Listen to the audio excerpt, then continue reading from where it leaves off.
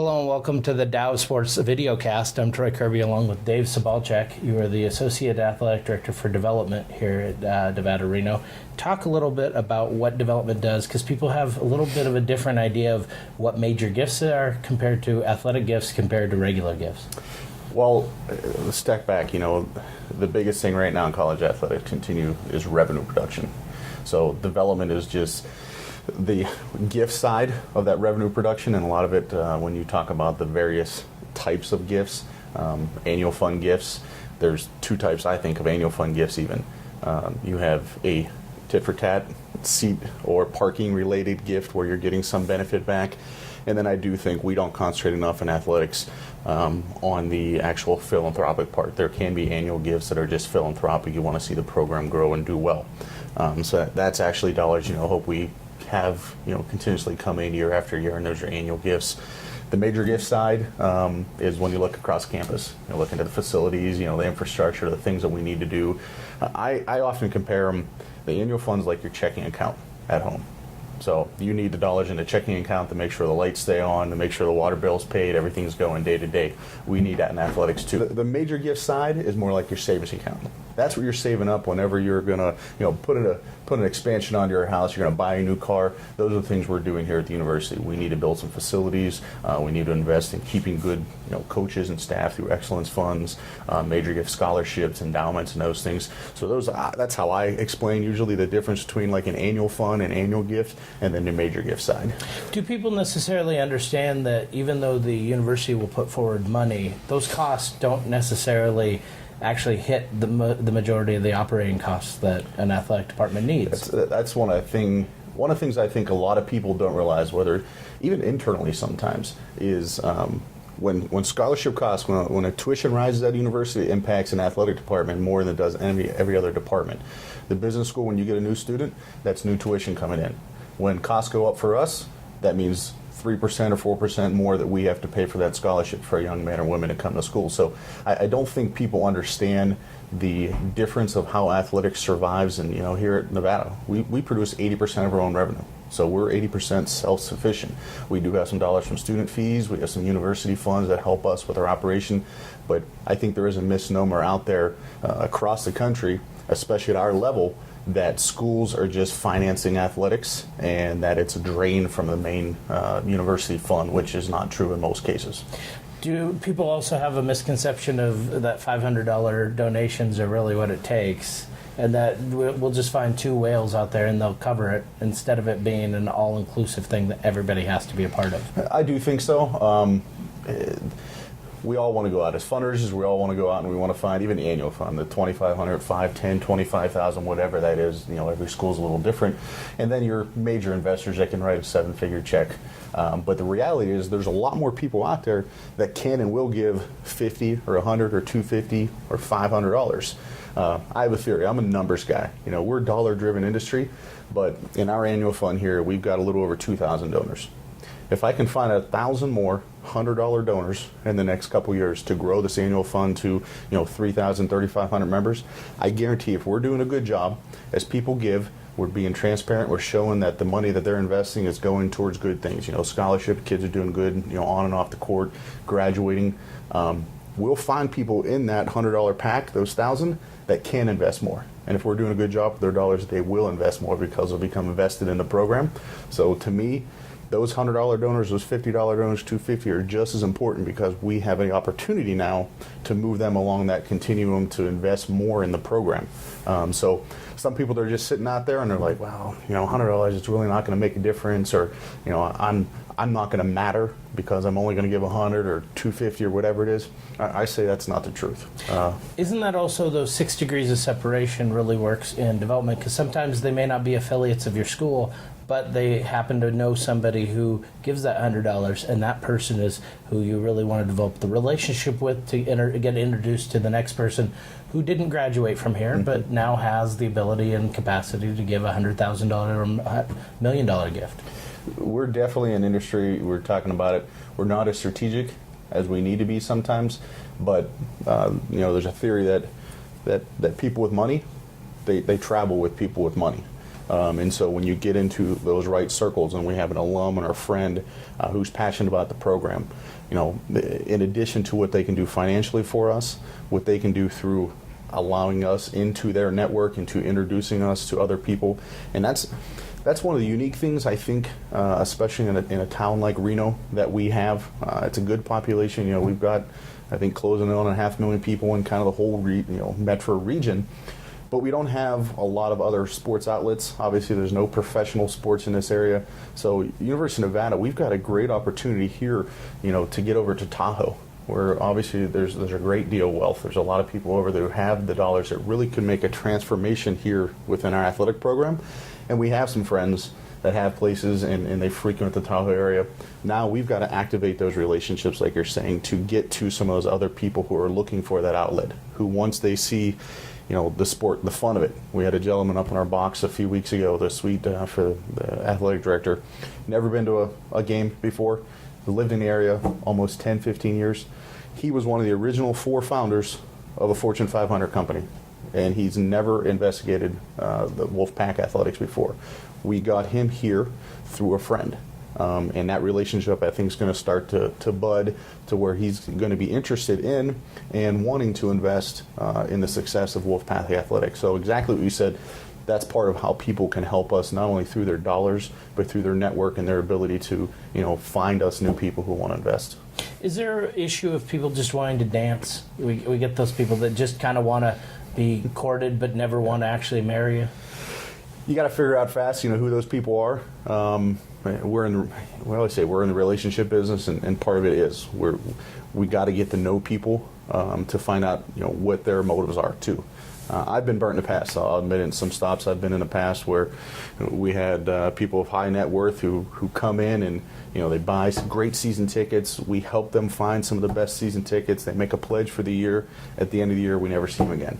We got a $10,000, $15,000 pledge on the books, and we've never seen a dollar outside of some of the tickets. So, in a people-oriented business, we need to figure out what that relationship is, sooner rather than later. There are people, especially those with a great deal of wealth for the major gift prospects and those transformational gifts that can happen, that it takes a while, because those people are very guarded as well, especially in a smaller community, because there's a lot of nonprofits in the Reno area, and there aren't a lot of, like you said, the whales. A lot of people are trying to build relationships with those same people. They're going after the same companies. We've got to figure out, what makes us different, what makes us attractive to that individual. Is it something that they do want to invest in, something they have an interest and passion for? And I'm just lucky that we're in the athletics world, because I think that opens our bridge, our doors to a lot of people that some other areas don't, even on campus. Has donations to seats almost become something that is almost a necessity because of the difference in generations? It used to be World War II generation wanted their name on a building. Is that really the case anymore, or is it more, I need access to that room, I need access to that suite, I need access to those seats, so I'm willing to donate? Well, I think our area, development, fundraising, whatever you want to call it, there are still a lot of reasons why people want to give. And everyone has their own motivation. A lot of times when you hear, oh no, I don't need recognition, I don't need any of that, those are the people that need it the most.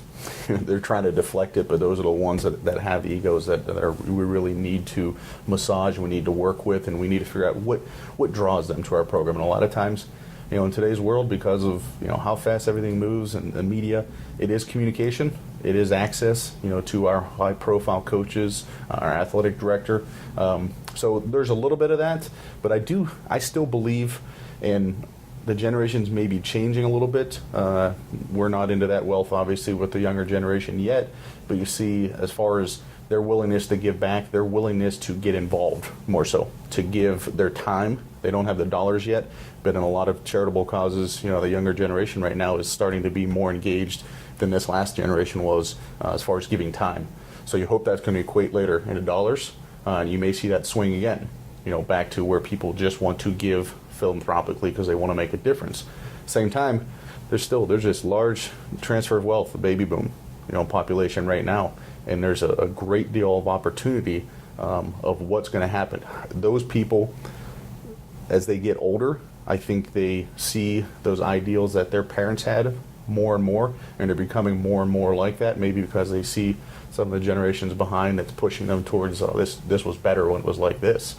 So we do have a great deal of opportunity, I think, with those baby boomer population as we're building infrastructure of people who want to invest in the program, and some of their drive will be a legacy gift where they want a name on a building or an office or something that's going to allow the family to continue to remember them, and something that's going to put their name, in this case, in the history of Wolfpack athletics. How do you make sure that you're actually getting gifts and not just becoming a party planner or glorified party planner to where, hey, we're hosting events, but we're not actually getting any kind of revenue out of them? Two things on that. I mentioned earlier, we're in a relationship business, people say. I like to take it. I was in a seminar once, and a gentleman that was teaching it took it one step further. There are a lot of fundraisers with great relationships that don't ask. So we're an asking business too. So it's on both sides. It's not just all on the donor who wants to dance and wants to attend parties and access. Sometimes we as fundraisers get too close to the individual to where it becomes uncomfortable. And that sometimes, that fundraiser, that individual has to start thinking, is this really the business for me? Because we are in an ask business. We have to be connecting people to passions and where they can invest and make our difference in our program. The event side of it, though, man, you could do 100 different events a year, and you're gonna continue to spend a lot of staff time. They don't always equate into dollars. The return, the ROI on events is very low. So what we try to do here at Nevada is we try to manage the opportunities. We're in a growing phase right now. We're kind of reintroducing our program to the community of Reno. There's been a lot of change, in head coaches, our athletic director, the president's semi-new, only been here a couple years now. So we're trying to reintroduce the university to the community. And with that, you do a lot more events than probably I'm comfortable with on the long term. We're challenging our coaches to be more engaged in the community. So the way for them to do it, they want to put on events. And that's good your first time out, because let's see who we can attract. Who are our friends in the community? Who's interested in rifle? Who's interested in soccer, baseball, whatever it is? From there, that's when we need to be strategic. We can't have events after event after event, year after year, because they're not going to turn into dollars. We have to build those individual relationships, build programs where people see where their investment's making a difference.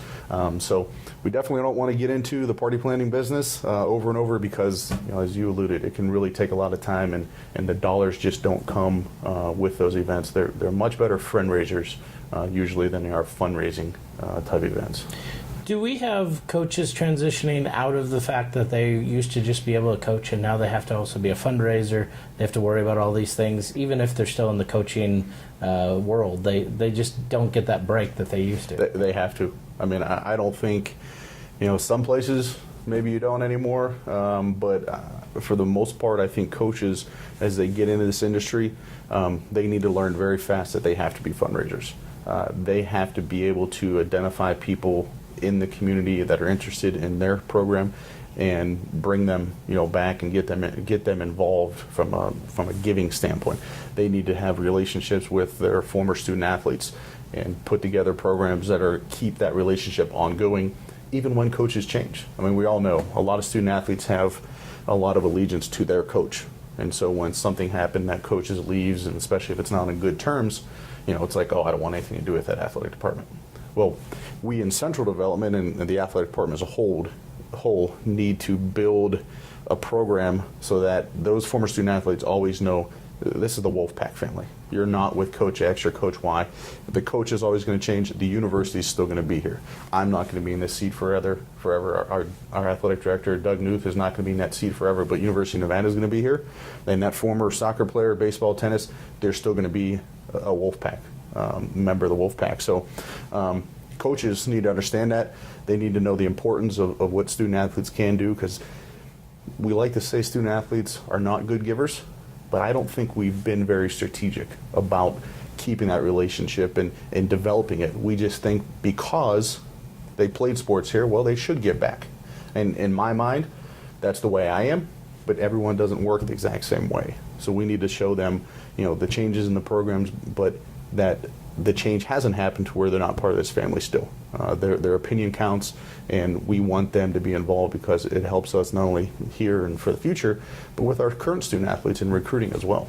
Isn't that, though, also where the lesser-known student athletes, the ones that possibly didn't make the millions in their sport of choice, actually are the ones that tend to give the most because they're the ones that develop the relationship, whereas you had the people that earned the most money kind of went, whoa, now I'm asked by everybody. You know what I mean? Like, it almost makes you insulated to the idea of actually wanting to give back because you're worried that you're going to be asked by everybody. Mm-hmm. That's true. Up till now, some of your best givers, just percentage-wise, have been from your Olympic sports. And I think some of that will continue as far as the numbers, just the number of former student athletes that give back. And part of that is because I think they appreciate the experience so much more sometimes because they realize how their sports have grown and changed what they get now. And if they have conversations with former student athletes in their sports and they find out that, hey, we got one pair of shorts and one pair of socks, 20 years ago. And nowadays, because of the apparel contracts, that trickles down. We've done a good job in athletics to making sure all of our sports are taken care of. And so I think as these kids in tennis and soccer and baseball, whatever, as they graduate, they're going to be more likely to give back because their experience continues to get better and they see they're treated on an equal plane, somewhat as, football and basketball because they're getting all those services, whereas, years ago, NCAA rules and everything weren't as tight to where sports were treated much more alike. Obviously, football and basketball now are more in a profile, but those other sports are very well taken care of, and they get great opportunities, and their experience here at Nevada are going to be great, whether it's the gear, their travel, the places they get to visit. I mean, it's a unique experience, being a student athlete anywhere in the country. And one thing on that was very interesting recently, the talk on pay to play or full cost of attendance. There was a great article out of one of the Oklahoma newspapers that actually interviewed from student athletes because we've got the talking heads, the media are all saying, yeah, you got to pay these kids, you got to pay these kids. You never hear the student athletes talking. You hear the former student athletes that are looking and they see this big pie, and I think sometimes it's people that want a piece of that pie now and they're like, oh, I got ripped off. By and large, it didn't matter what sport, they were grateful for the opportunity they have. They realized how special it was, and they were saying, yeah, sure, would I take another $2,000 or $4,000? Yeah. Do I need it? No. And that wasn't just, soccer or base tennis, whatever. It was football, too, and basketball. The vast majority of them were saying, that's not something we need.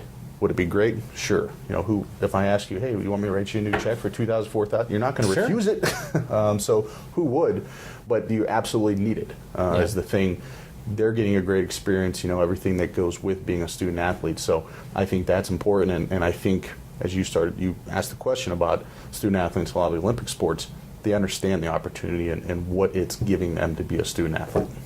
So when we look at the public at large, they usually tend to think we should just focus on football and basketball. Do they not understand gender equity? Is that something you, in a way, have to educate as well as the athletic director, et cetera, but especially at the development level, that you just can't give all of your stuff to two sports? Yeah.